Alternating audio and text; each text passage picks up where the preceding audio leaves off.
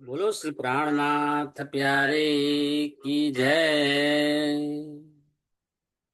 वंदो सतगुरु चरण को, करुदनि प्रेम प्रणाम। अशुभ हरण मंगल करण धनि देव चंद्र जी नाम। श्री प्राणनाथ निज मूलपति, श्री महराज सुनाम। तेज कुंवर श्यामा युगल को, पल पल करू प्रणाम। धनी जी मारा पल पल करू प्रणाम। बोलो श्री प्राणनाथ प्यारे की जय। चर्चा प्रारंभ होत है, सुनो साथ चित दई।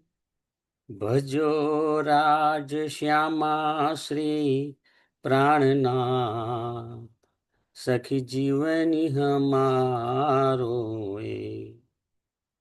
श्री महामत कहे साथ जी, भया चर्चा का वक्त है।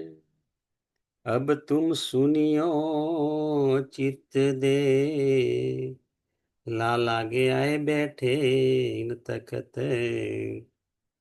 लाला गे आए बैठे इन तखत। बोलो श्री प्राणनाथ प्यारे की जय। पूर्ण ब्रह्म सच्चिदानंद સ્વરૂપ ધામ ધણી અક્ષરાતીત પરમાત્માની અસીમ કૃપાથી, સદગુરુ મહારાજના અપાર આશીર્વાદથી આપણે શ્રી વિતક સાહેબની ચર્ચા કરી રહ્યા છીએ. તેમાં આપણે જોઈશું કે શ્રીજી કામા પહાડીથી ઉદયપુર આવવા નીકળે છે. તો પહેલા શ્રીજી આમેર આવ્યા છે. ક્યાંથી? કામા પહાડીથી આમેર આવ્યા છે. ને તેવા સમાચાર મળતા જ ઉદયપુરથી મુકુંદાસજી આમેર આવે છે. હવે આમેર આવીને સમાચાર મળ્યા કે શ્રીજી તો સાગાનેર ગયા છે. તો પછી મુકુંદાસજી ત્યાંથી સાગાનેર આવે છે. સુંદરસાદજી, અહીં આમેર અને સાગાનેર વચ્ચે 35 કિલોમીટરનું અંતર છે. મુકુંદાસજી આમેરથી સાગાનેર આવે છે ત્યારે તેમને રસ્તામાં શેખ બદલભાઈ મળે છે. જો અહીં શેખ બદલભાઈ દિલ્હીથી 12 સુંદર સાથની પત્રી, એમનો પત્ર લઈ અને આવી રહ્યા છે. આ પત્ર લાવવા લઈ જવાની પણ એ સેવા કરે છે અને 12 સુંદર સાથની અંદર પણ એમનું નામ છે. હવે અહીંયા આગળ બંને અને બહુ આનંદ થયો. એકબીજાને ભેટે છે, પ્રણામ કરે છે અને બંને વાતો કરતા કરતા સાથે ચાલે છે. રસ્તામાં ચાલતા ચાલતા એમને કેટલાક આદિવાસી લોકો દેખાયા. હવે આ આદિવાસી લોકો, એમને તો જે કોઈ માણસ અહીંથી જાય એને લૂંટતા હતા. એટલે લૂંટવાના ઈરાદાથી નજીક આવ્યા ત્યારે બંને જોયું કે ખરેખર આપણને લૂંટવા માટે આવી રહ્યા છે. બંને મુકુંદાસજી, શેખ બદલભાઈ ત્યાંથી દોડીને ભાગી જાય છે. બહુ ઝડપથી ચાલે છે. ચાલતા ચાલતા પૂરમંડલ નામના ગામની અંદર આવીને પ્રવેશ કરે છે. હવે આ ગામમાં પ્રવેશ કર્યો એટલે શ્રીજીને પણ એ શોધે છે. તો તમે જોયું, દૂરથી જોયું કે એક દુકાન છે દુકાનની આગળ વ્યવસ્થિત ઓટલા જેવી જગ્યા હતી. ત્યાં ખાટલો હતો અને ખાટલામાં શ્રીજી આરામ કરતા દેખાય છે. ને તેમની સાથે બે સુંદર સાપ પણ હતા, છબીલદાસજી અને મલુકચંદ. એ બંને શ્રીજીની સેવામાં હાજર છે. હવે આ સુંદર સાત, આ બે સુંદર સાતને શ્રીજી કામા પહાડીથી ચાલતા ચાલતા અહીં સુધી આવ્યા છે. બંને સુંદર સાથને પણ ભૂખ લાગી છે, શ્રીજીને પણ ભૂખ લાગી છે. શ્રીજીની અંદર તો રાજી મહારાજની આવેશ શક્તિ છે. એ પલમાં બધું જ કરી શકે એમ છે. પરંતુ પ્રકૃતિની મર્યાદા રાખી ને તેમજ એક ઉદાહરણ પણ બને કે પરમધામની બ્રહ્માંગનાઓને શોધવા માટે મારે પોતે પણ કેટલી બધી કસોટીમાંથી પસાર થવું પડ્યું. જો આ પણ ભાવ છે. તો એ કહે છે કામા પહાડથી ચાલીને અહીં આવ્યા છે. ખૂબ જ થાક લાગ્યો છે, ભૂખ પણ લાગી છે. તેમની પાસે એક પણ રૂપિયો ન હતો. તેમ છતાં કોઈની પાસે માગતા નથી. આ બહુ મોટી વાત છે. શ્રીજી ક્યારેય કોઈની પાસે માગણી કરી નથી. અને આવી સ્થિતિમાં શ્રીજીને દૂરથી ઓળખી પણ ન શકાય. હવે નજીક આવે છે એટલે શેખ બદલભાઈ ઓળખી જાય છે, મુકુદાસજી પણ ઓળખી જાય છે કે આ તો મહામતી સ્વામી શ્રી પ્રાણનાથજી છે. મુકુદાસજી પાસે એમની પોટલીમાં બાંધેલા 400 રૂપિયા હતા. તરત જ વિલંબ કર્યા વગર એમાંથી કેટલાક રૂપિયામાંથી એ જરૂરી ખાવાની ચીજ વસ્તુઓ મંગાવે છે. પોતાને બંને જણને પણ ભૂખ લાગી હતી. શ્રીજી સાથે સુંદર સાથ હતા, એમને પણ ભૂખ લાગી હતી. તો બધાના માટે ભોજનની વ્યવસ્થા કરે છે. બધા સાથે મળીને ભોજન કરે છે, તૃપ્ત થાય છે.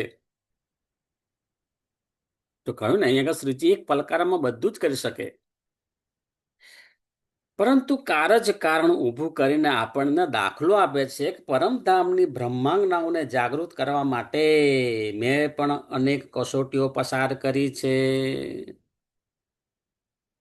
કારણ કે એ શ્રીજી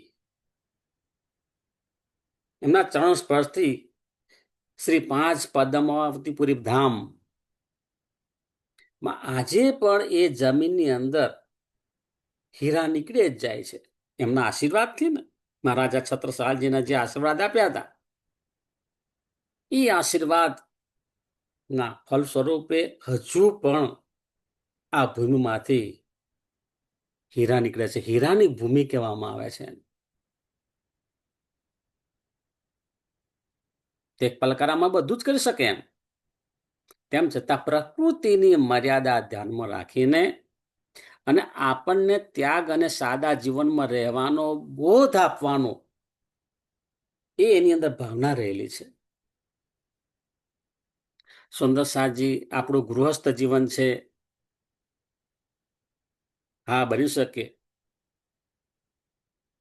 આપણે આર્થિક શક્તિ વધારે હોય તો જીવન ધોરણ બદલાય, લક્ઝરિયસ લાઈફ હોઈ શકે.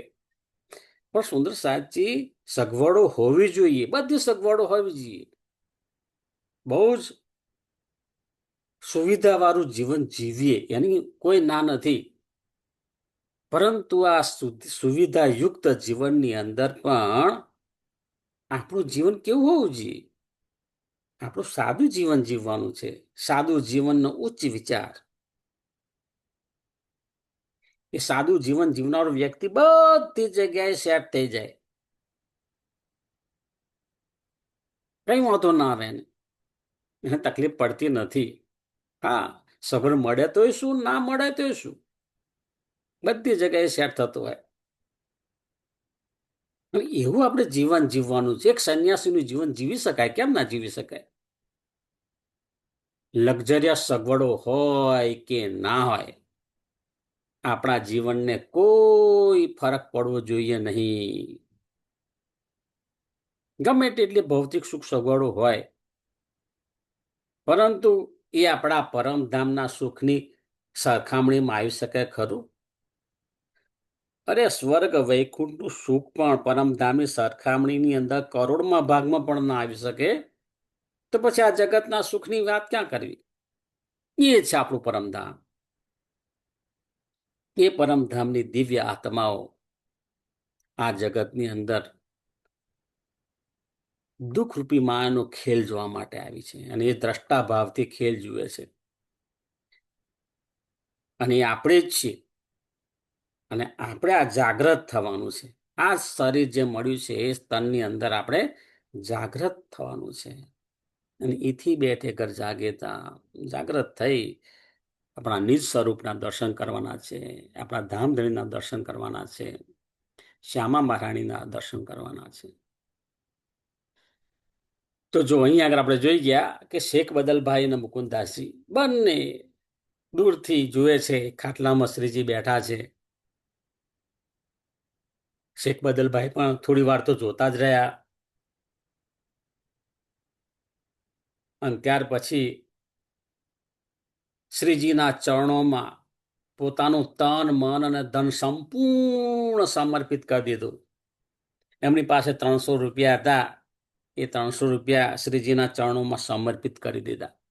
સુંદર સાથી તે વખતના 300 રૂપિયા એટલે આજના 30 લાખ કરતા પણ વધારે થાય. સુંદર સાજી અહીંયા આપણે બોધ શું લેવાનો છે કે જીવનની અંદર ઉચ્ચ ધ્યેય માટે આપણી પાસે જે કઈ છે તેનો શ્રેષ્ઠ ઉપયોગ કરવો જોઈએ. બહુ બહુ બહુ જ મોટી વાત છે આ. આપણને સાધન સંપત્તિ રાજજી મહારાજની કૃપાથી મળી છે. હા, અનેક જન્મો લીધો છે આ જીવે, અને એના ફળ સ્વરૂપે આ જન્મની અંદર મનુષ્ય તન મળ્યું, ભારત ભૂમિ મળી, કળિયુગ જેવો સમય છે, સાચા સદગુરુ મળ્યા છે, બધી સગવડો મળી છે. અને જ્યારે આ બધી આપણને સગવડ મળી હોય તો આપણી સંપત્તિ અને સમયનો શ્રેષ્ઠમાં શ્રેષ્ઠ ઉપયોગ કરવો જોઈએ.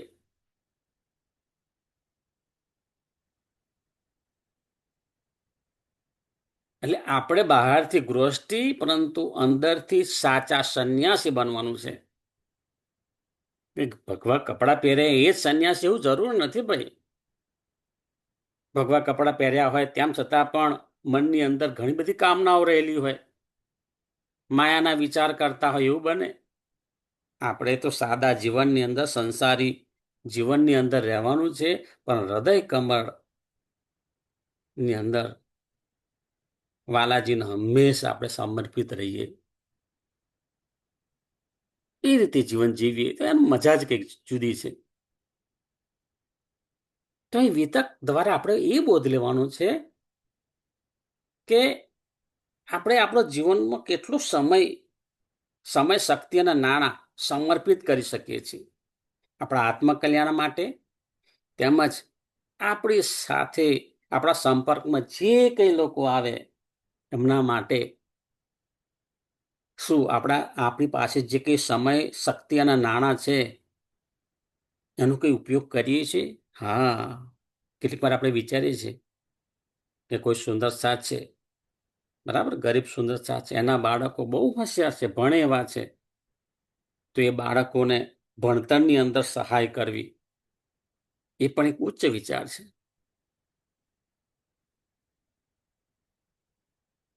કે જે પડી ગયો છે એ વ્યક્તિને ટેકો આપીને બેઠો કરવો. જીવનની અંદર પણ જે નાસીપાસ થયા હોય એમને હિંમત આપી અને જીવન જીવતા કરવા, એ પણ એક મોટી સેવા છે. અને અહીંયા આગળ તો આત્માના કલ્યાણની વાત કરીએ છીએ આપણે. એ તો એ જે સેવા છે એની સરખામણીમાં કશું આવી શકે નહીં. સુંદરસાજી, શ્રી વિતક સાહેબને આપણે જેટલું સમજીએ ને તેટલી તારતમ વાણી આપણા સમજમાં આવે, કારણ કે એ બંને એકબીજાને કડીરૂપ છે. એ વિતક સાહેબને આપણે બરોબર સમજવાની. જો પછી તારતમ વાણી બહુ સરસ રીતે સમજાય છે, એનો રસાસ્વાદ પણ બહુ મળશે અને આપણી અંદર એવો મજબૂત ઈમાન ઉભો થશે ને, ક્યારેય તૂટે નહીં.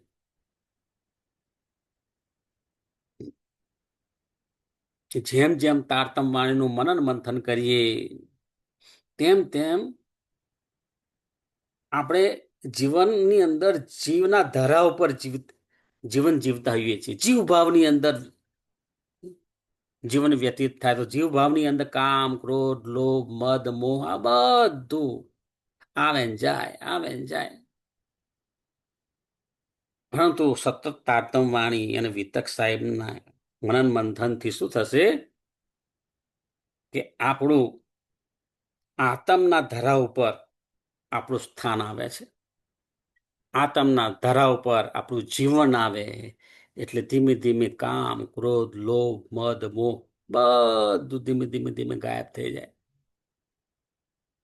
અને ત્યારબાદ આપણી આત્માનું ધનીજી સાથે જે મિલાપ થાય, જે ચિંતવન કરીએ અને એનો જે રસાસ્વાદ મળે, એ જે પરમાનંદ છે એને કઈ રીતે શબ્દોમાં વર્ણન કરવું. હવે અહીંયા આગળ ભોજન લીધા પછી શ્રીજી બેઠા છે અને બીજા સુંદર સાથે એમની સાથે છે.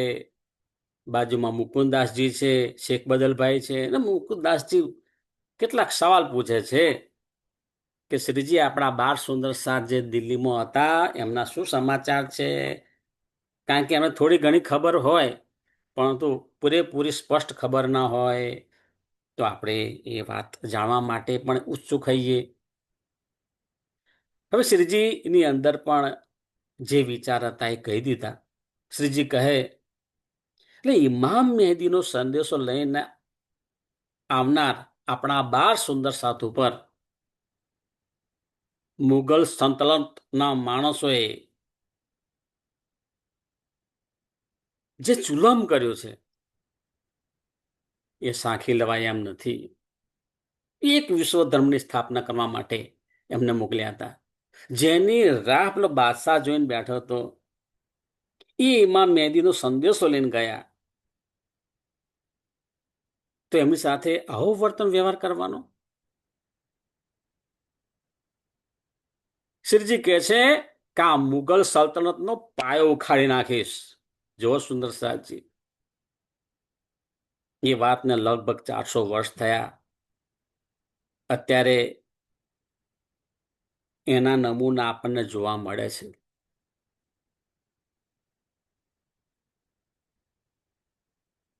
ગમે તે માર્ગથી આ મુગલ સલ્તનત જે છે એનો પ્રભાવ નષ્ટ કરી નાખીશ.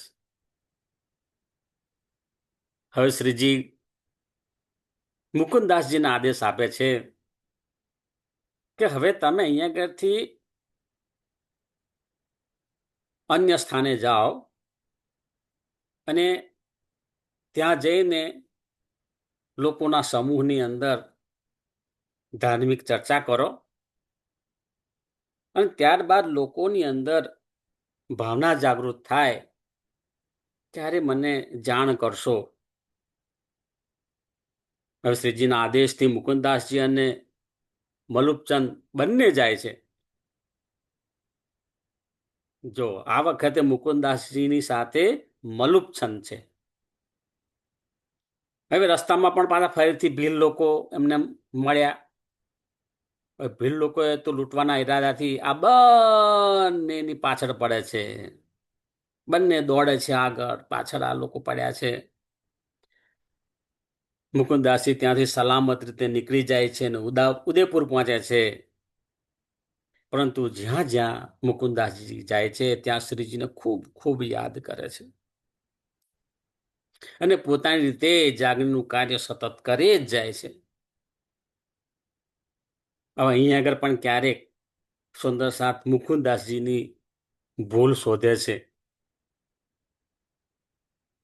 પરંતુ ક્યારે એવો વિચાર કર્યો છે કે મુકુદાસજી તરફ આપણે આંગળી કરીએ કે એમની પાસે જે કે સંપત્તિ હતી એ પૂરેપૂરા શ્રીજીના ચરણોમાં મૂક્યા નથી, એનો કેટલો ભાગ મૂક્યો? તો સુંદર સાથજી, આપણે એટલું કરીએ છીએ ખરા?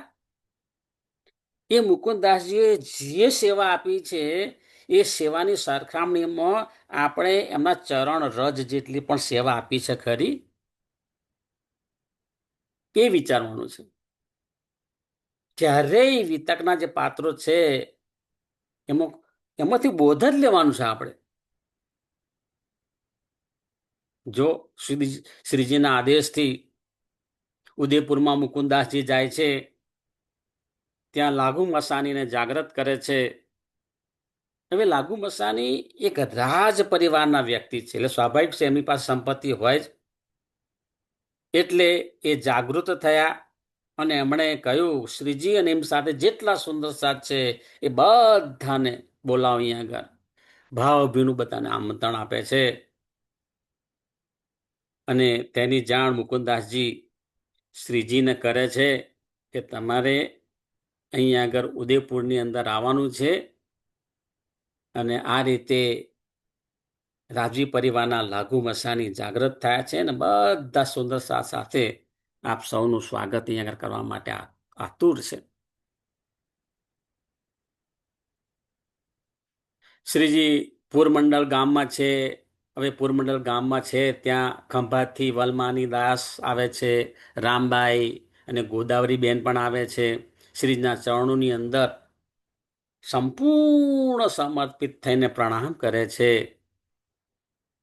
હવે શ્રીજી અહીંથી ઉદયપુર જવા માટે નીકળે છે, કારણ કે સંદેશો મળી ગયો તો પછી ઉદયપુર જ જવાનું વિચારે છે. હવે આ સમયે બાજુરાજી એટલે શ્રીજીના ધર્મપત્ની તેજકુંવરીબાઈ આગ્રામાં છે. અને આગ્રામાં પણ એમની પાસે જવાબદારી છે, દરેક જણની પાસે જવાબદારી છે. અહીંયા આગળ તેમની પાસે બાળકો અને મહિલાઓ છે અને એમને સુરક્ષિત એમનું રક્ષણ કરવા માટે આ તેજકુંવરીબાઈ છે. હવે ત્યાંથી એમને અહીંયા લાવવાના છે. એટલે શ્રીજી મુકુદાસજીને હુકમ કરે છે કે તમે આગ્રામાં જાઓ અને બાજુરાજ બાળકો અને મહિલાઓને લઈને ઉદયપુર આવો. જો મુકુદાસજી શ્રીજીનો જો આદેશ મળે છે ને એવા આગ્રામાં આવે છે અને તેમને પોતાની સાથે ઉદયપુર લઈ જાય છે. અહીંયા આગળ શ્રીજીના દર્શન કરતા જ લાગુ મસાની સંપૂર્ણ સમર્પિત થઈ જાય છે.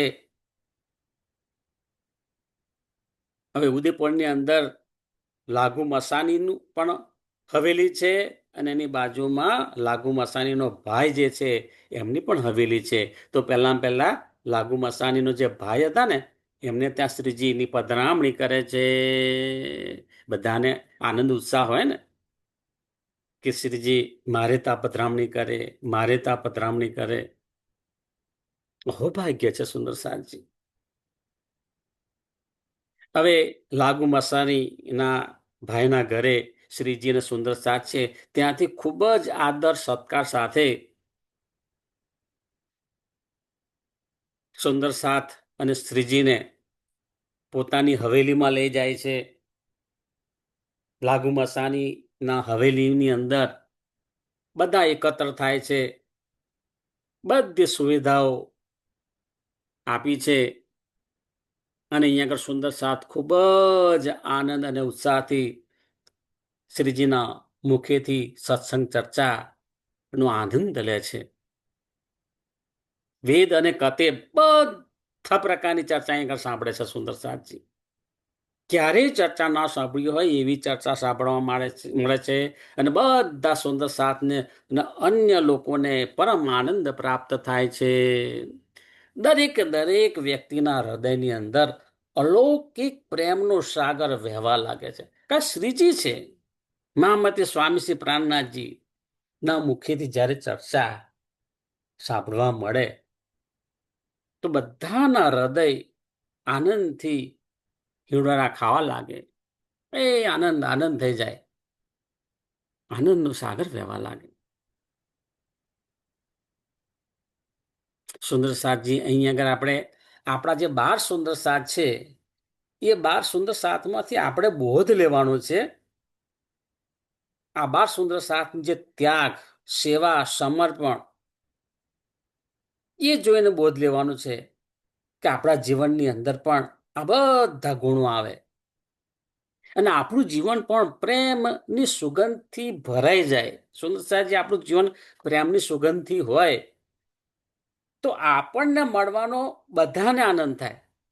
બધાને એમ થાય કે ના ભાઈ, આ સુંદર સાતજીને ખરેખર મળવા જેવું છે.